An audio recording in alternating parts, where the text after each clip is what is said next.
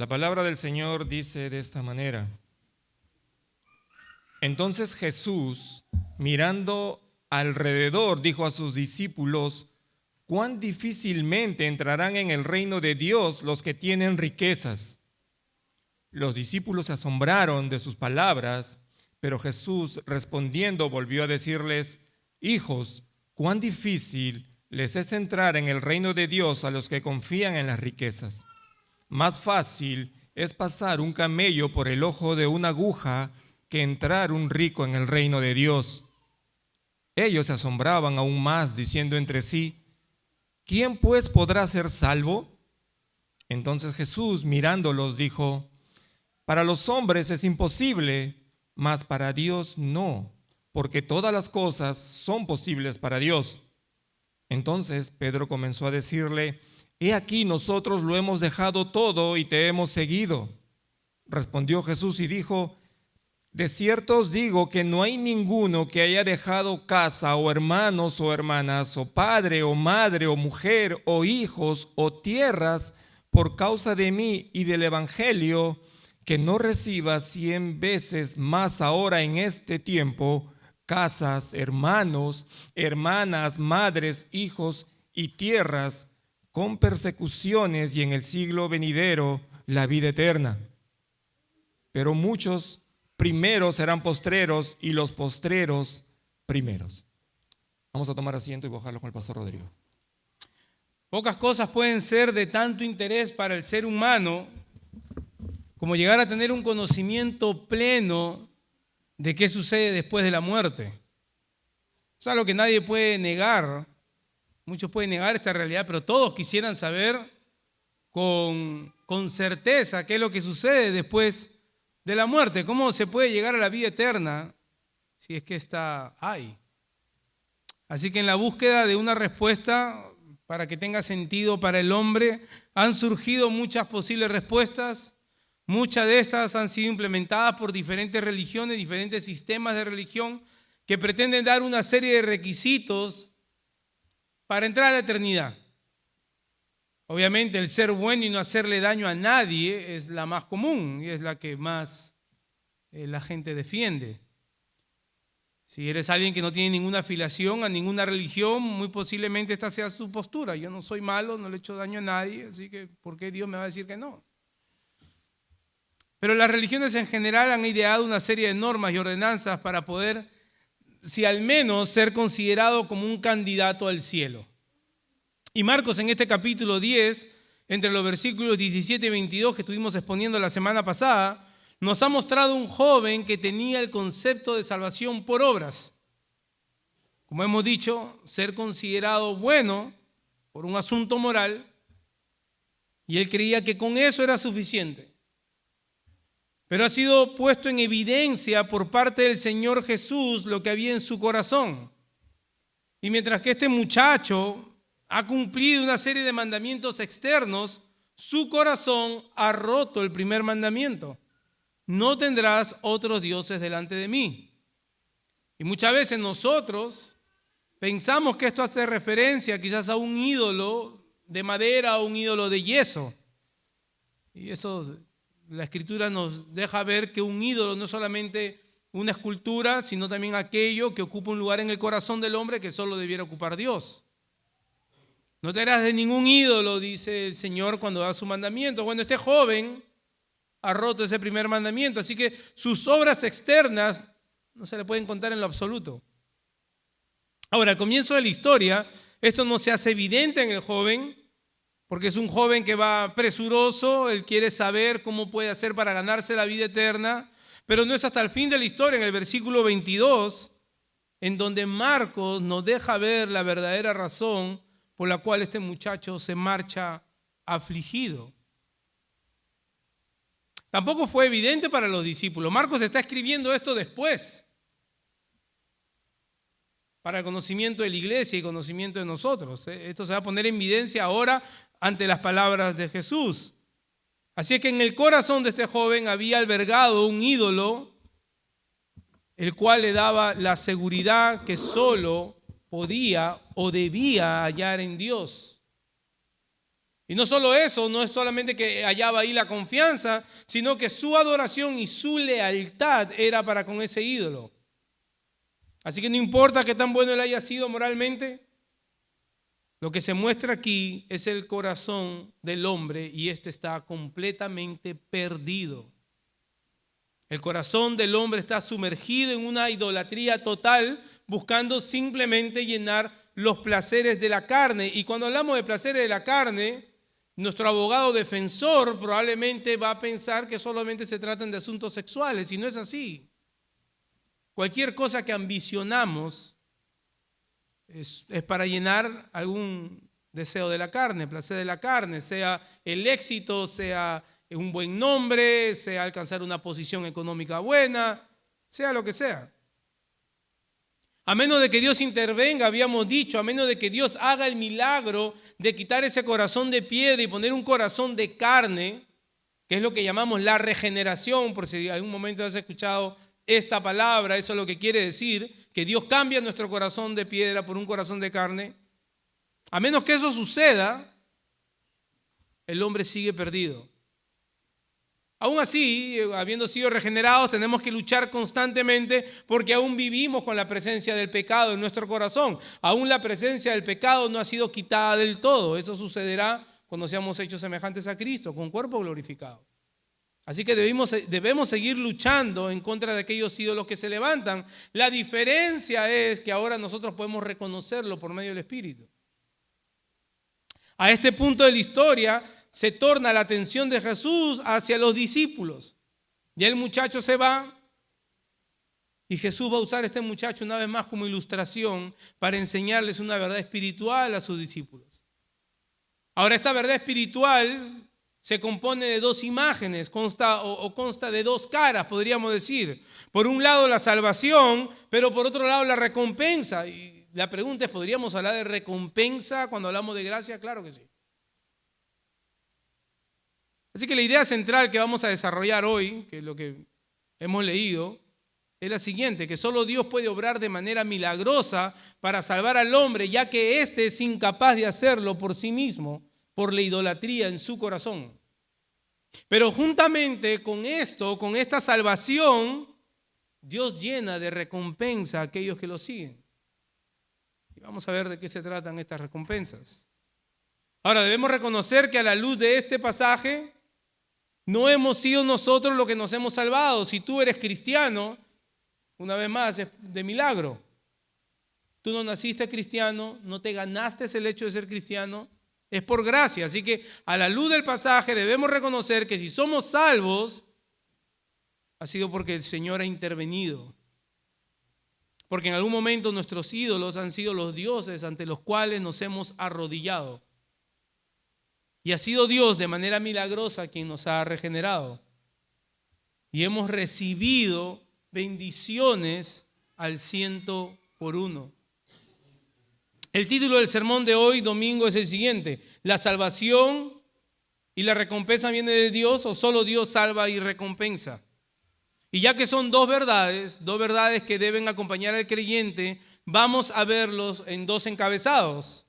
Con respecto a la salvación, entre el versículo 23 y 27, es más difícil de lo que pensábamos. Más difícil de lo que pensábamos, versículos 23 y 27. Y con respecto a la recompensa, del versículo 28 al 31, es mejor de lo que imaginábamos. Es mejor de lo que imaginábamos. Les voy a pedir, hermanos, que me acompañen en oración para poder exponer la palabra del Señor. Que el Señor nos ayude en este tiempo. Amado Padre, nos disponemos, Señor, a exponer tu palabra, este medio de gracia que tú has dejado para tu iglesia. Señor, a ti te ha placido revelarte por medio de tu palabra, Señor. Este es el medio por el cual la palabra perfecta, inerrante y el mensaje que has intencionado, Señor, para tu pueblo es transmitido. Confiamos, Señor, que cuando tu palabra es expuesta, nos habla. Eres tú hablando, Señor. Así que obra de manera milagrosa, Señor, transformando vidas, transformando corazones, regenerando, Señor, a aquellos pecadores que aún están muertos en sus delitos y en sus pecados.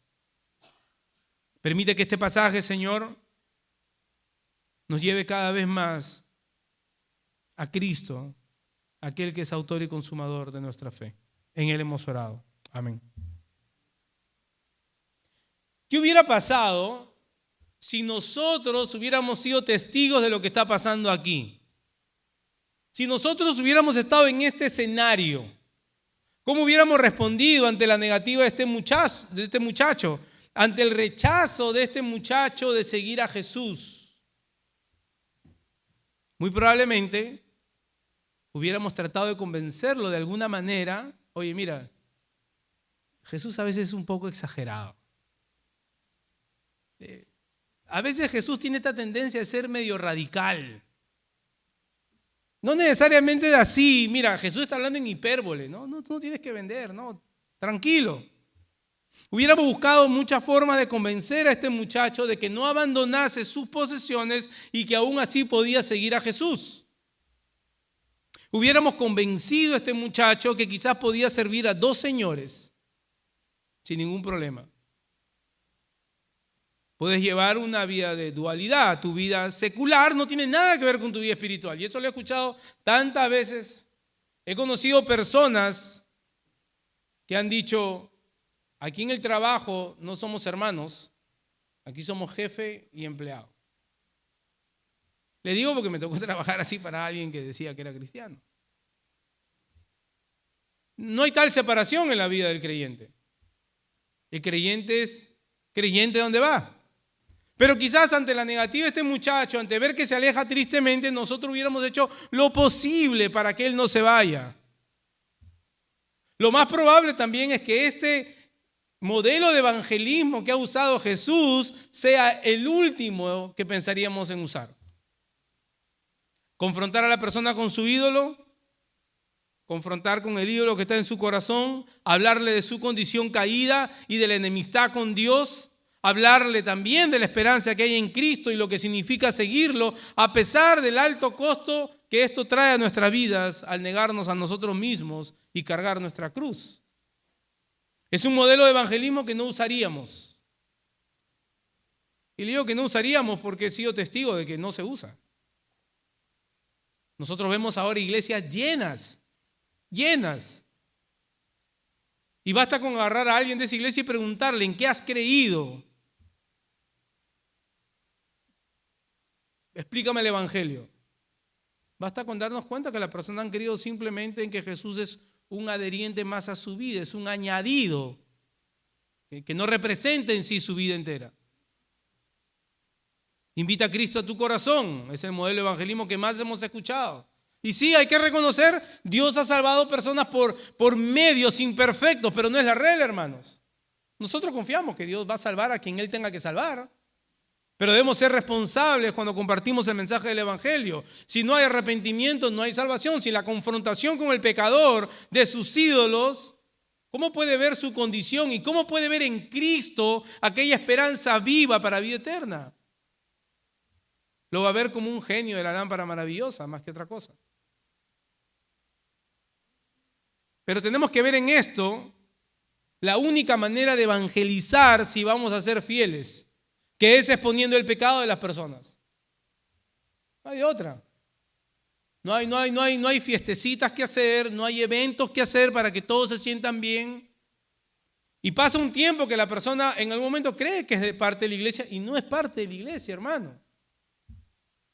Hay personas que vienen por años a la iglesia, a cierta iglesia, puede ser esta iglesia, puede ser otra, pero que su vida nunca han dado fruto de conversión y se sienten parte de la iglesia porque le han hecho creer que es parte de la iglesia sin que el evangelio se les haya sido expuesto y sin que haya habido una respuesta positiva ante el evangelio. Muchas personas se bautizan y cuando le preguntan ¿por qué te bautizaste?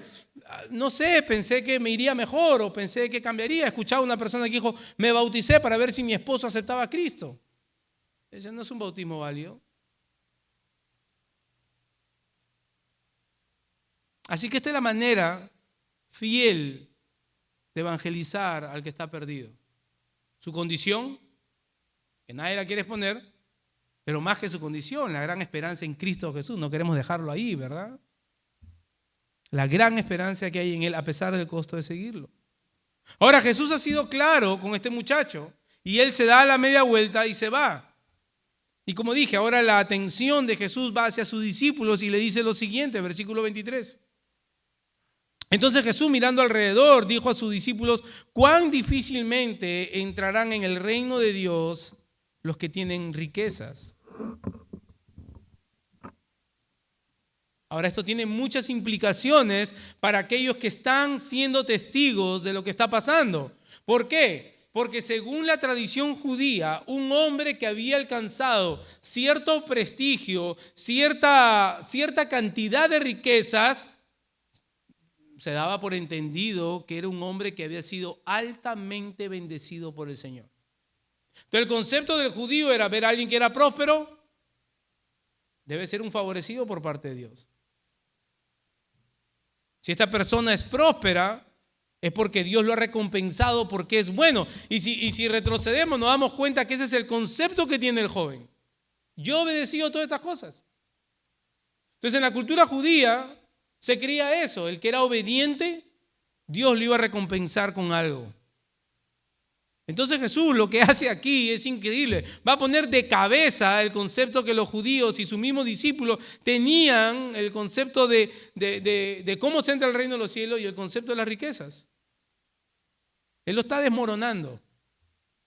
Ellos tienen que desaprender aquello que por años han pensado que es la manera de llegar al reino de Dios. Lo mismo sucede con muchos que estamos aquí. Debemos desaprender humildemente lo que creemos, que la Escritura nos dice que estamos equivocados.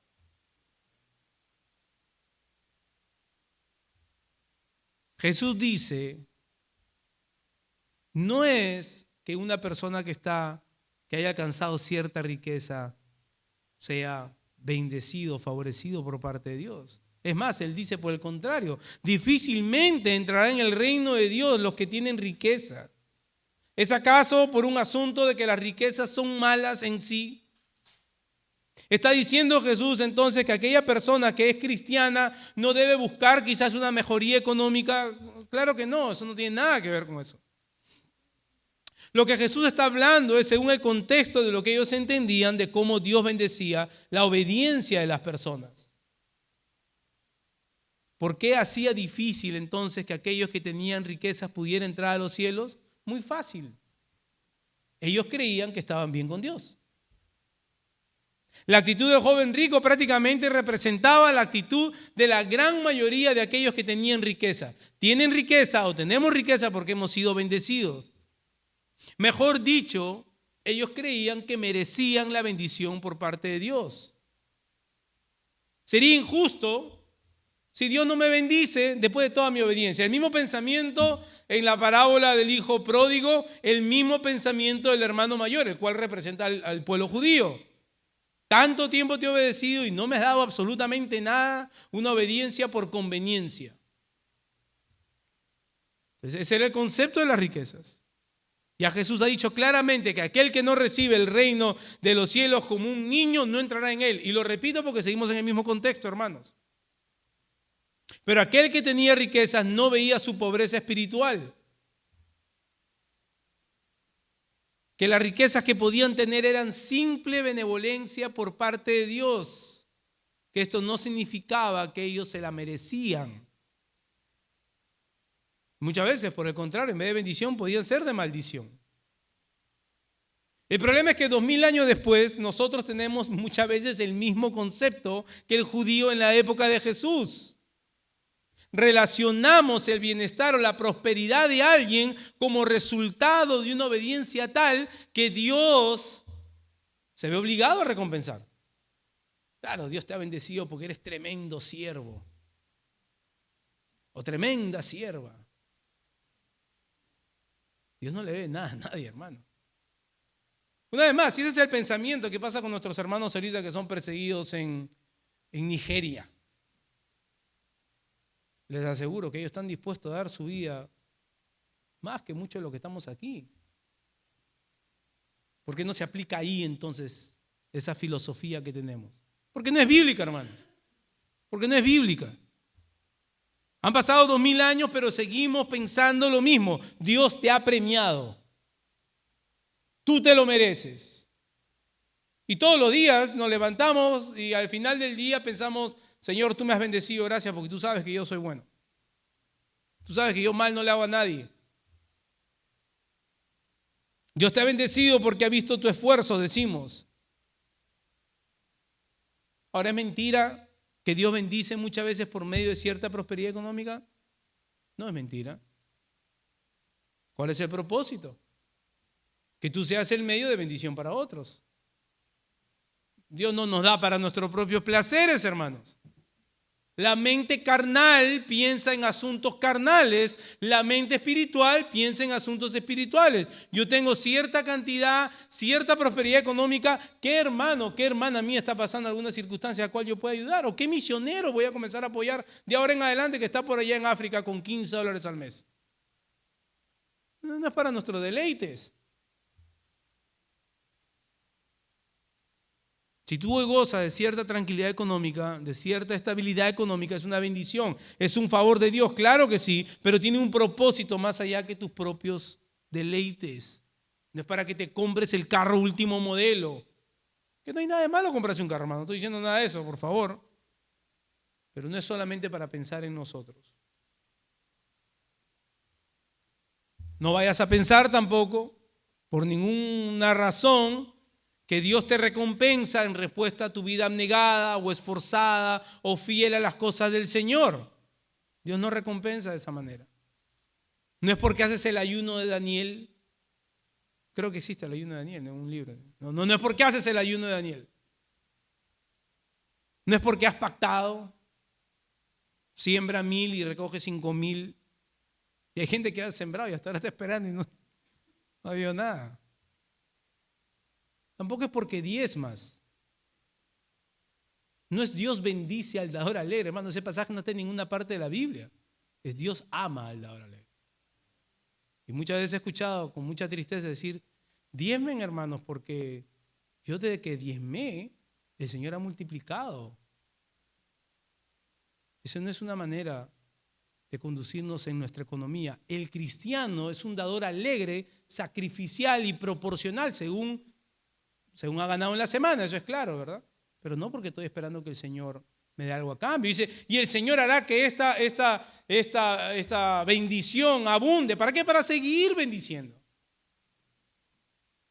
No me quiero apartar del tema, hermano, pero son cosas que son necesarias hablarlas. Desgraciadamente, en la debilidad de nuestra mente, muchas veces pensamos así como los judíos del tiempo de Jesús. Así que la palabra de Jesús deja confuso a los discípulos. Así como nos ha podido dejar un poco confuso a nosotros, pero ya hemos aclarado un poco. Los discípulos se asombraron, quedan con la boca abierta. Una vez más, estos pobres discípulos quedan con la boca abierta. Pero Jesús respondiendo volvió a decirles, hijitos o hijos, cuán difícil es entrar en el reino de Dios a los que confían en las riquezas. Así que al ver el asombro y quizás la tristeza en el corazón de sus discípulos, Jesús hace una aclaración pertinente. Y no sin antes mostrar el amor por ellos. Le dice, hijos. Es difícil para los que confían en las riquezas. Es difícil para los que han puesto toda su esperanza en aquello que luce como una bendición. Aman la bendición más que el que bendice. Es difícil para aquellos que confían en aquellas cosas que le dan seguridad a su vida. Y más allá de una seguridad económica, la riqueza para estas personas traían una seguridad en el sentido de que no necesitaban de Dios porque estaban bien. Ese es el punto. Porque nosotros muy rápido podemos decir, yo no confío en las riquezas para que me dé la seguridad. No, pero si piensas que lo que tienes es porque te has ganado el favor de Dios y estás bien con Dios, ahí hay una confianza que tú le has dado a este asunto como si fuera un Dios. Ellos le habían dado estas riquezas un lugar, un estrado en su corazón que solo Dios debía tener. Y para tales es difícil que entren en el reino. Y una vez más tenemos que hacer una aclaración. Mientras que los ricos confiaban en sus riquezas como resultado de que estaban en un estatus bien con Dios, sucede lo opuesto con aquellos que son pobres y sufren. Piensan que porque son pobres y sufren, están también en un estatus favorecido para con Dios. Ya yo he sufrido demasiado en la vida, Dios debe tener algo mejor para mí en el cielo. ¿No han escuchado eso? Es la misma idolatría. No, tu problema, nuestro problema no es un asunto económico, ni tampoco es un asunto de etnia. O que nosotros, ciertas etnias, fuimos esclavos por cierto tiempo y ahora Dios nos tiene una recompensa. No tiene nada que ver con eso. No tiene nada que ver con la justicia social. Tiene que ver con el pecado, con el ídolo. Así que tan mal están los que tienen riquezas y piensan que esto es un favor de Dios, como tan mal aquellos pobres que piensan que están en un estatus favorecidos delante de Dios. Ambos grupos confían en algo que los ponga bien delante de Dios. Ahora, puede ser que tú estás en un grupo del medio. Ya antes he usado esta ilustración, pero déjame repetirla. Y lo más probable es que te identifiques con esto. Para los que somos de los años 80, creo que nos hemos visto todas las películas Rocky, ¿verdad? Y en una de las escenas, el cuñado de Rocky, que era un alcohólico, un borracho, ve el esfuerzo de Rocky al entrenar, le está pegando a las carnes. Y le pregunta a Rocky, ¿por qué quieres tanto esto? Le dice.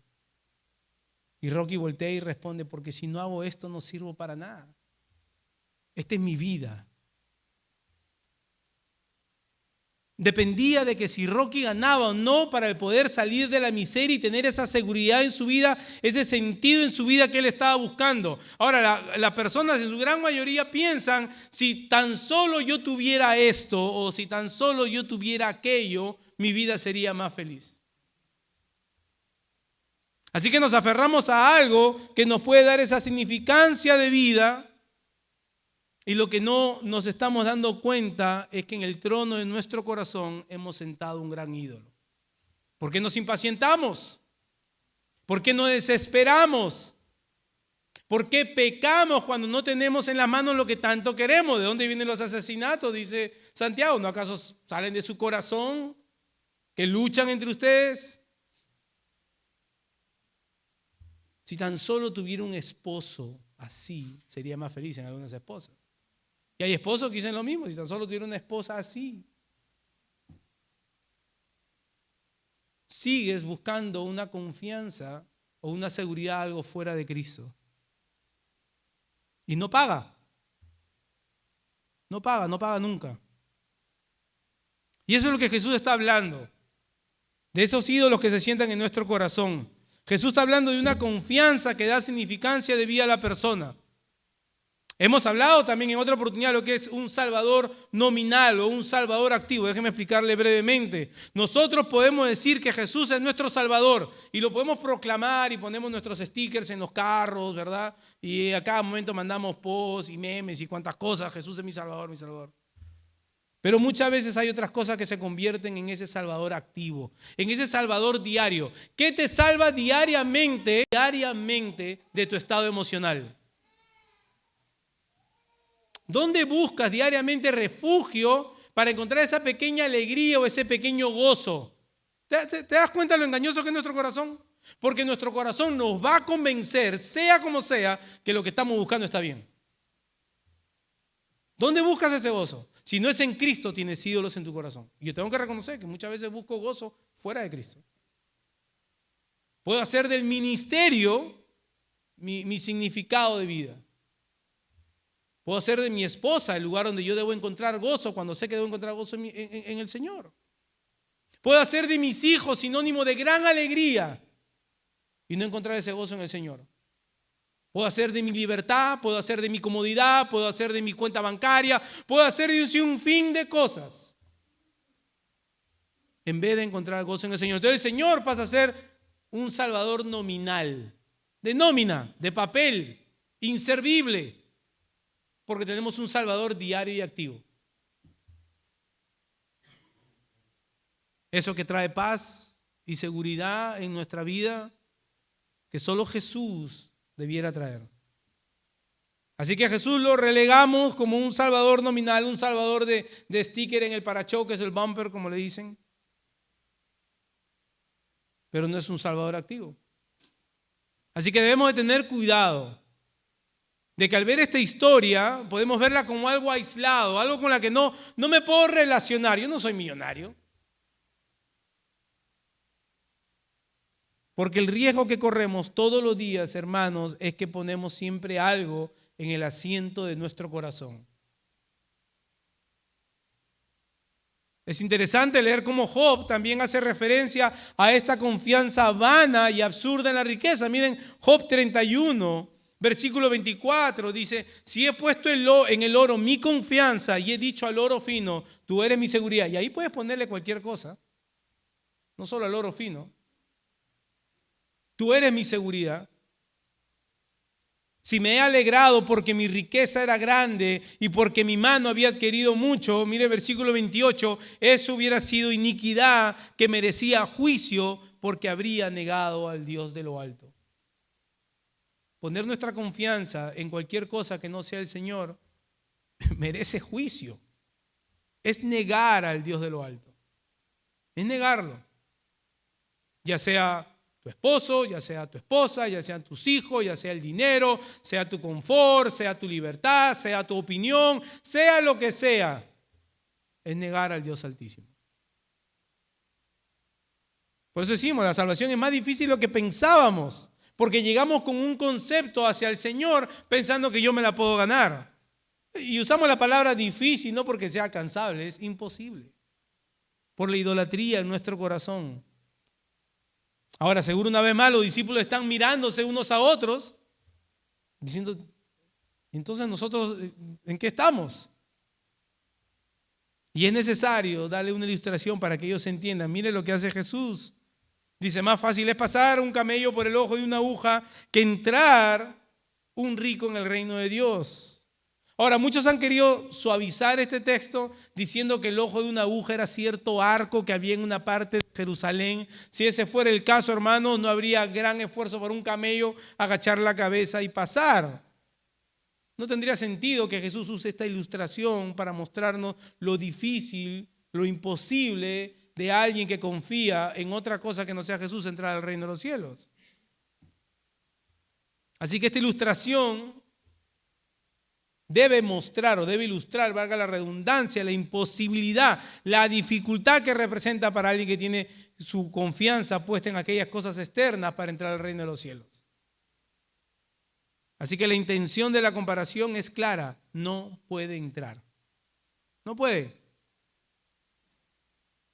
Ahora, tú a ese camello le puedes poner nombres, le puedes poner tu nombre si piensas que tú puedes entrar al reino de los cielos por tus propios medios. Y así que ellos se asombran más, dice. Ellos se asombraron aún más diciendo entre sí, y hay una preocupación. ¿Quién pues puede ser salvo? Esta pregunta la habíamos respondido la semana pasada, pero es necesario que la volvamos a ver. ¿Quién podrá ser salvo? Este hombre que a todas luces parece que es bendecido, parece que es un favorecido por parte de Dios, es un ungido. Este hombre que dice que ha cumplido con tantos mandamientos, este hombre que se ve justo, que se ve íntegro, este no puede ser salvo. Entonces, ¿quién puede ser salvo? Entonces Jesús, mirándolo, le dijo, para los hombres es imposible, mas para Dios no, porque todas las cosas son posibles para Dios. Quizás Jesús, mirándolos con un amor eterno, queriendo calmar su corazón, queriendo que la confianza de ellos no esté en cuanto ellos podían hacer por Dios, sino lo que Dios había hecho por ellos por medio de Jesús, le dice, para los hombres es imposible. No hay quien pueda pagar el precio. Ni así toda la humanidad sea crucificada podría pagar el precio del pecado. A veces decimos, no, en esa cruz merecía estar yo. ¿Y qué diferencia hubiera habido tú derramándote en la cruz? ¿A quién ibas a comprar? Merecemos la ira de Dios. La ira justa, completa, hasta la última gota de lo que merecemos. Eso es lo que el Señor Jesús bebió a favor y a cuenta de todo pecador que corre a él. Así que no es lo que ellos podían hacer por Dios, sino lo que Dios iba a hacer por ellos a través de Cristo. Dice, para el hombre es imposible, pero mientras más rápido, hermanos, estemos en esta realidad, mientras más rápido entendamos esto, será mejor para nosotros. Porque entonces glorificaremos a Dios por la obra que ha hecho en nuestra vida, pero también será mejor para la vida de la iglesia, hermanos. Mientras más rápido aceptemos que es imposible para el hombre salvarse a sí mismo, más creceremos en dependencia y más creceremos en fidelidad. Seremos fieles a aquel que hace todas las cosas posibles. Y claro, muchos pueden argumentar, decir, es verdad, es imposible que el hombre se salve por sí mismo. Por eso Jesús murió en la cruz, para que el hombre se pueda salvar. Y ahí en ese se pueda salvar está el problema. Porque Jesús no ha pavimentado un camino hacia el cielo para que ahora cualquiera pueda caminar sobre él. Jesús no nos ha hecho salvables. Jesús nos salvó. El hombre no puede caminar sobre este camino que Jesús ha hecho hacia el cielo. El hombre está muerto. Y es un asunto claro. Cristo no murió en la cruz para que los pecadores puedan ser salvos. Cristo murió en la cruz salvando pecadores. Y en algún momento en la vida de ellos que el Padre le ha dado a Cristo desde la eternidad, a través de la proclamación del Evangelio, ese llamado personal y particular se hace eficiente, se hace eficaz. Llega a ser irresistible porque el corazón de ese pecador ha sido transformado, regenerado con el fin para que pueda proceder a la fe. Sin el corazón regenerado no puede proceder a la fe ni al arrepentimiento. Sería imposible. Por eso dice Jesús, lo que es imposible para el hombre es posible para Dios. No solamente porque Él es el medio de salvación, pero Él es la salvación consumada para aquellos que Él ha comprado. Él no nos hace salvables, Él nos salva. Él nos dio un cheque en blanco cuando dijo consumado es, cuando dijo cancelado está. Él dio un precio justo por aquellos que Él salvó. Amén, hermanos. Y la misión de la iglesia es proclamar este mensaje a toda criatura, llamar a los pecadores al arrepentimiento y a la fe, porque ahí está el pueblo del Señor, aguardando el mensaje de las buenas nuevas. Aceptar que es imposible para el hombre ser salvo por sus propios medios nos va a ayudar a despojarnos de programas frívolos, de gastar recursos humanos y ministerios en aquello que es pragmático, tratando de hacer que las personas se sientan cómodas dentro de la iglesia sin que haya habido una vida transformada. Si la vida no ha sido transformada de aquellas personas que pueden tener 30 años en una iglesia, no son la iglesia. Llamamos hermanas y hermanos por una costumbre, pero no le hacemos ningún bien a estas personas. No le hacemos ningún bien. Hay iglesias que están llenas simplemente porque se han convertido en iglesias al gusto del consumidor, ¿no? Las luces las apagan, ponen un poco de luces aquí, un pastor medio hipster, ¿no? Con tenis, ¿no? Y dicen, miren, ustedes creen que el mundo se goza, nosotros también nos gozamos y bailan y ponen música. Eso no tiene nada que ver con ser la iglesia del Señor. No tiene nada que ver. Caemos en lo pragmático porque creemos que de alguna manera nosotros podemos salvar a alguien. Y en los programas de evangelismo también. ¿A cuántos salvaste? ¿Yo a quién voy a salvar? Yo no puedo salvar a nadie. ¿Cuántos has ganado para el Señor? Tenemos que salir, sí, hermanos, con toda la convicción de que al proclamar la palabra del Señor, el Señor va a hacer la obra, pero no es por mis medios, no es por alguna técnica humana. Debemos ser persuasivos, por supuesto, como Pablo lo era. Y Pablo persuadía, dice, para que se conviertan. Pero yo no puedo convertir a nadie. Evidencia de eso es que hay muchos aquí que no son salvos. ¿Verdad? Lo que es imposible para el hombre es posible para Dios. Y eso debemos recordarlo cuando vamos a hacer ministerio, cuando vamos a discipular, cuando vamos a evangelizar, cuando tenemos visita. Todas las cosas son posibles para Dios. Una vez más, en ese contexto, es posible para Dios salvar a aquellos que pareciera que no hay ninguna esperanza. Es posible salvar para Dios a aquellos que lucían como Pablo, asesino, perseguidor de la iglesia, y vimos su conversión dramática, ¿verdad? Es posible para Dios salvar, a aquellos que han hecho de su vida lo peor. Para aquellos como el hijo que se fue de la casa del padre pidiéndole su herencia, fue y hizo de su vida lo que quiso. Pero también es posible para Dios salvar a aquellos que confían en su vida moral, porque Él es quien transforma el corazón. Esa pregunta, le pregunté esa pregunta a algunos hermanos, ¿qué responderían si alguien te pregunta por qué eres cristiano? Y vimos toda una serie de diferentes respuestas, pero la única respuesta que podríamos dar es que somos cristianos por gracia, por milagro.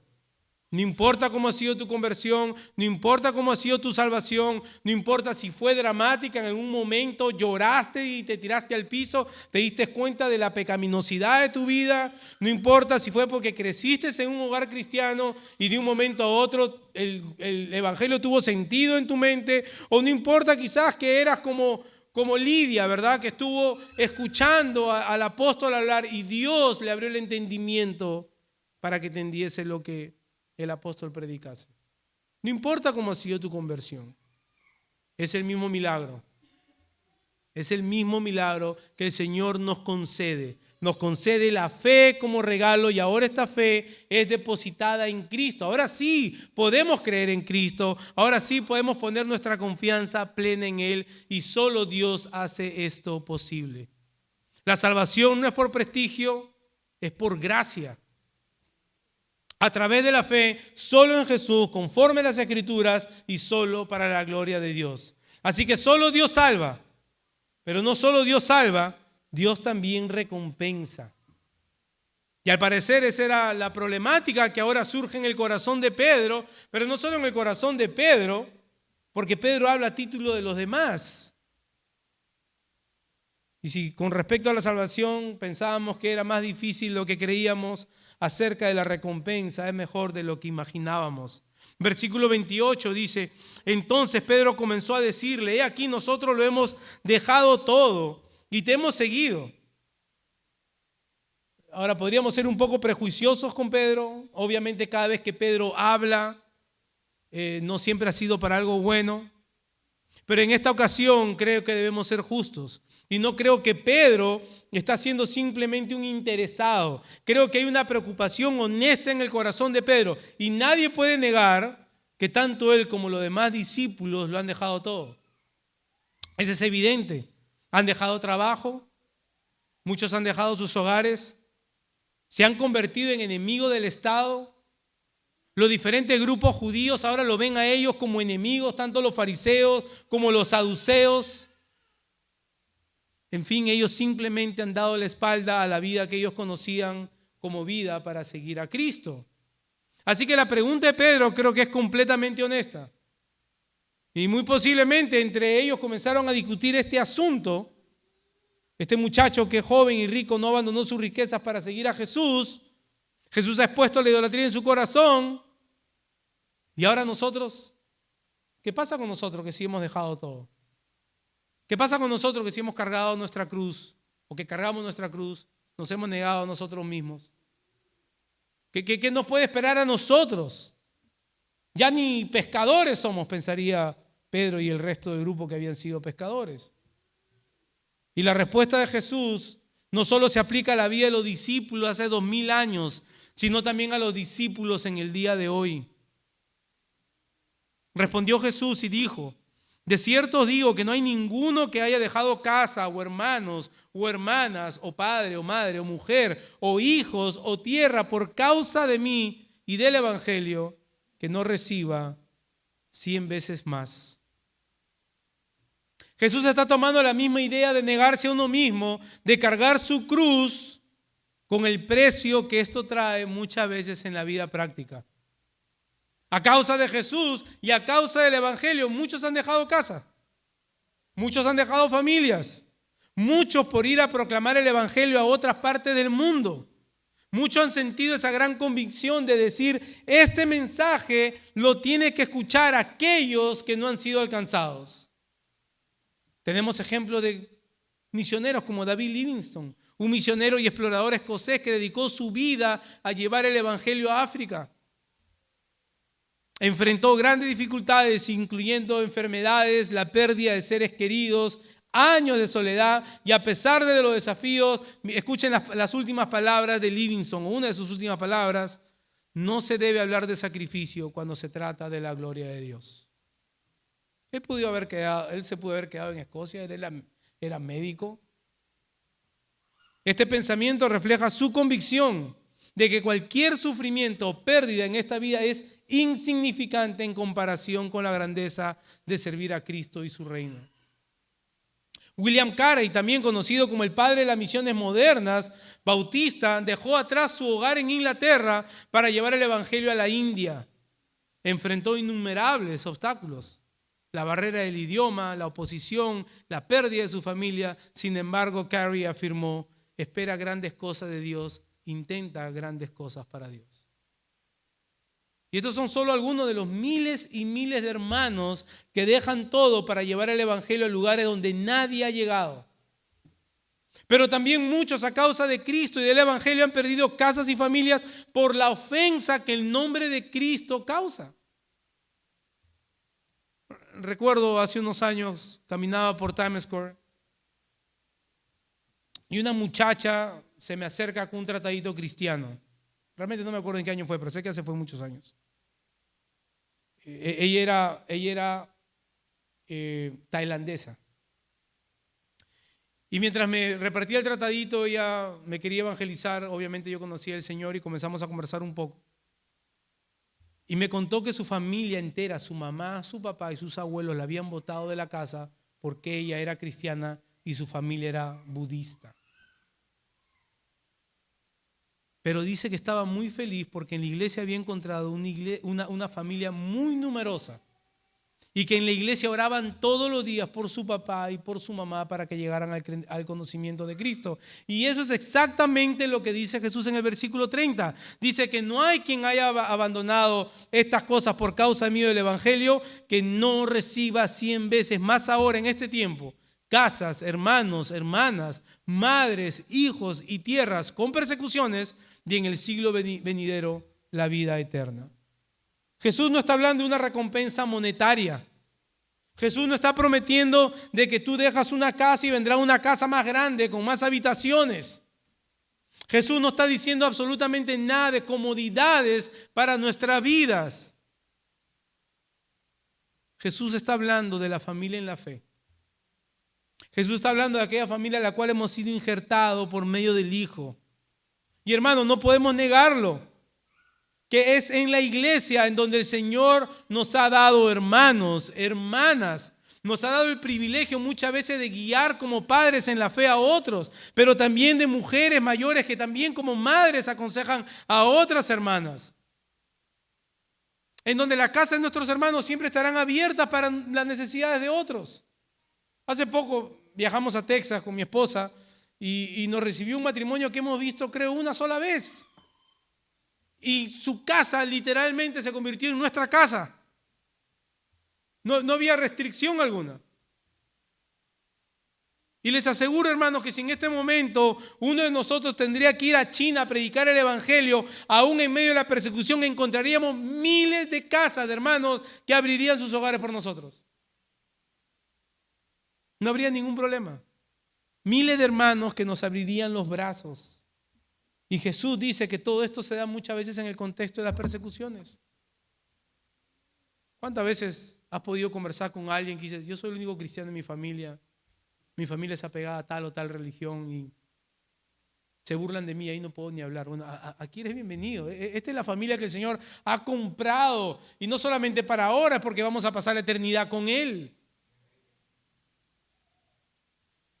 Jesús no dice que quizás haya persecución, Jesús asegura que será en medio de las persecuciones. Muchas veces físicas, otras veces ideológicas, como ya vivimos en esta parte del mundo. Podemos refugiarnos en la familia que el Señor nos ha dado. Y eso es exactamente lo que la iglesia iba a experimentar una vez que Jesús ascendiera a la diestra del Padre. La gran persecución de la iglesia primitiva iba a obligar a muchos a perder casas, hermanos, hermanas, familias enteras, pero encontrarían todas estas cosas 100 veces más en la iglesia. A la familia que Cristo ha comprado. Y esa es la recompensa en el aquí y en el ahora.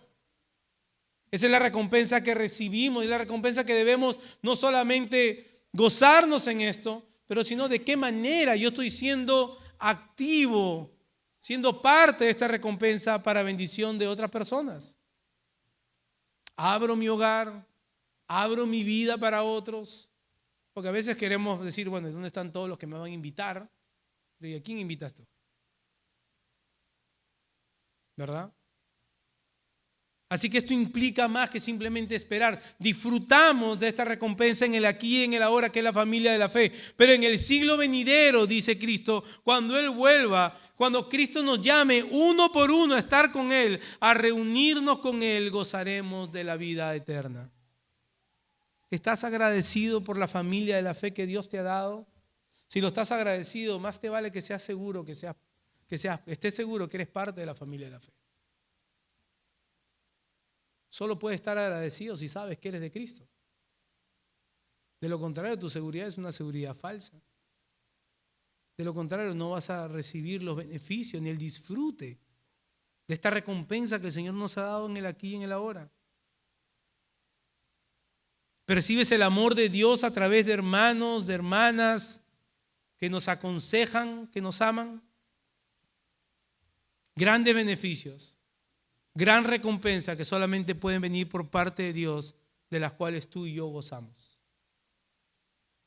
Concluye Jesús diciendo, pero muchos primeros serán postreros y los postreros primeros. No se trata de un asunto del que pueda lucir como candidato para entrar al reino de Dios. Este joven rico externamente se veía como un candidato predilecto. Se suponía que debía ser el primero. No, para muchos sería el primero en ser considerado por parte de Dios para que entre al cielo. Por otro lado están aquellos que son como niños, aquellos que serían considerados los postreros. Los leprosos, los ciegos, los pescadores ignorantes, los gentiles. Según la religión judía, estos no eran ni considerados por Dios, no eran ni siquiera dignos de lástima. Y estos son a los que Dios se reveló en su Hijo Cristo. Déjame concluir con esto. ¿En qué estás confiando el día de hoy como mérito? ¿En qué estás confiando el día de hoy como seguridad de que entre tú y Dios todo está bien? Y seguro ya te respondiste rápidamente en tu mente. ¿Estás confiando en obras externas? ¿Estás confiando en tu buena reputación? ¿Estás confiando en tus buenas obras? ¿Estás confiando en aquellas cosas que has alcanzado? La palabra es clara, confiando en estas cosas no entrarás al reino de Dios. Cuando Jesús dice que difícil es que aquellos que confían en sus riquezas entren al reino de Dios, así como un camello no podría pasar por el ojo de una aguja, ese camello bien puede ser tú. Si tú estás confiando en aquellas cosas externas, si tú no estás confiando en Cristo, tú no puedes entrar al reino de Dios. Ahora, como sé que he confiado en Cristo, pues tu vida va a dar evidencia de eso. Anhelarás, desearás con un deseo inagotable querer aprender de Él, querer crecer en Él, obedecerle a Él, primero bautizándote, si ha sido tu profesión de fe, unirte a la iglesia local y crecer en la iglesia local. Ahora, ¿será hoy? ¿Será hoy aquel día que renunciarás a confiar en todo aquello que tú crees que te pueda servir para llegar al reino de Dios y poner tu confianza absoluta en Cristo? ¿Será el día de hoy, el día que reconoces tu pecado delante de tu Creador? Si el costo es alto, a renunciar a ti mismo,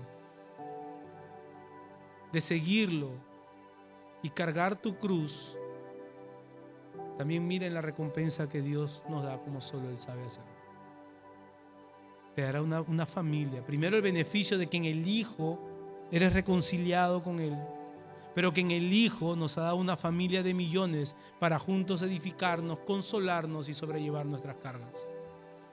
Y ahora a ti, hermano, hermana, que gozas de la gracia del Señor, no te olvides de la bondad del Señor para contigo, que te ha puesto en una familia, en una iglesia local, para que por medio de ella y en ella seas edificado, seas edificada. No las tengas por menos. Tenla en alta estima, es la novia del Señor, es a la cual Él te ha llamado. No es perfecta. Aquí, ante el Señor, su novia es perfecta. Él ha lavado para presentársela a sí mismo sin mancha y sin arruga, para que en ella podamos expresar el amor que hemos recibido de nuestro Salvador y para que podamos seguir proclamando el Evangelio de salvación, para que sigamos proclamándolo fielmente, reconociendo que para lo que el hombre es imposible, que es imposible salvarse, para Dios es posible. Pero que en su bondad, en su soberanía, en su grandeza, Él ha decidido usarnos a nosotros como instrumentos de su gracia. Él ha decidido usarnos a nosotros para proclamar el mensaje y que a través de su Espíritu conceder salvación a aquellos que están ordenados a la vida eterna. Oremos. Gracias te damos, Señor, por tu palabra. Gracias te damos, Señor, por aquella obra que tú has hecho en nosotros, que era imposible para nosotros. Que tú quitaste la venda de nuestros ojos, que tú nos llamaste a vida cuando estábamos muertos, Señor. Que de ti viene la fe, este don, este regalo, Señor.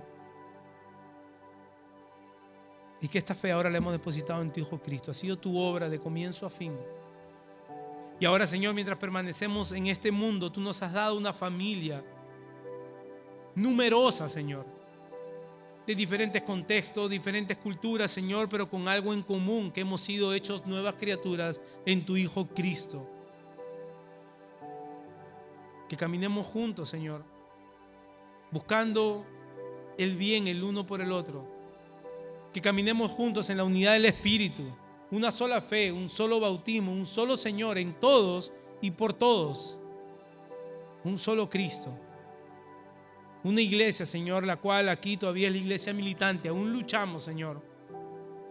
Pero cuando tú nos llames, Señor, seremos aquella iglesia victoriosa. Aquella victoria, Señor, que ha sido conseguida por ti. En Cristo Jesús. Amén.